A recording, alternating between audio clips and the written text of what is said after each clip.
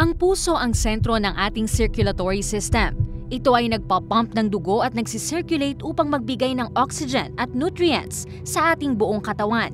Karaniwan sa mga iba't ibang species ay may isa lamang puso, gaya ng tao.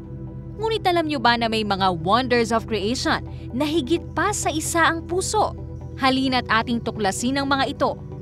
Una nga sa ating listahan ay ang octopus. Ang octopus ay mayroong 3 puso. Ang isang puso ay nagpa-function bilang systemic heart na nagpapump ng dugo sa buong circulatory system nito. At ang dalawa naman ay nagsisilbing branchial hearts na nagpapump ng dugo sa pamamagitan ng kanilang mga hasang papunta sa main heart for oxygenation. At dahil ganito ang proseso ng kanilang mga puso, ay kaya nilang mabuhay sa mga malalamig at low oxygen na bahagi ng karagatan.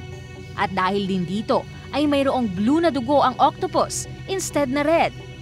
Next na ating itatampok ay higit pa ang puso sa octopus. Ito ay ang hagfish.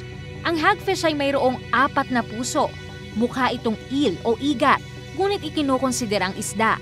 Ang 4 niyang puso ay composed of 1 branchial heart na nagpapump ng dugo sa buong katawan. At ang 3 naman ay mga accessory pumps.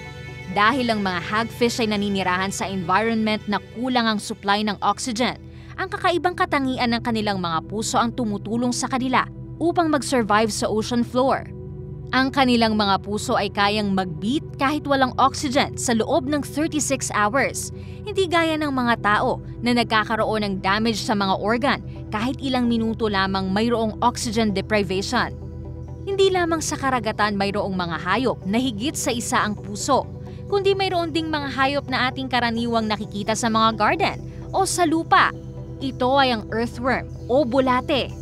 Ang earthworm ay mayroong 5 pseudo-hearts o aortic arches na nagfa-function gaya ng puso.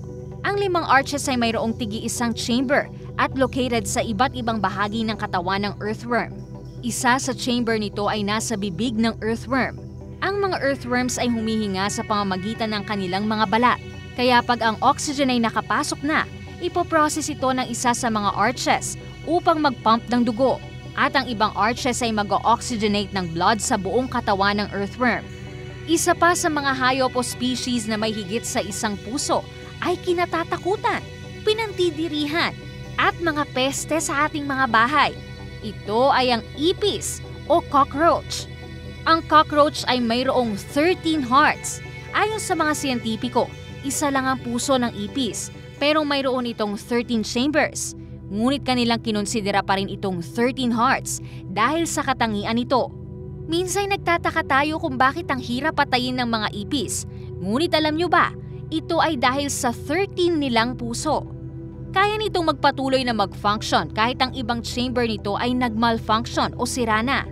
At dahil sa disenyo ng puso ng mga ipis, ito ay pinag-aaralan ng mga siyentipiko upang mag-develop ng mga artificial organs.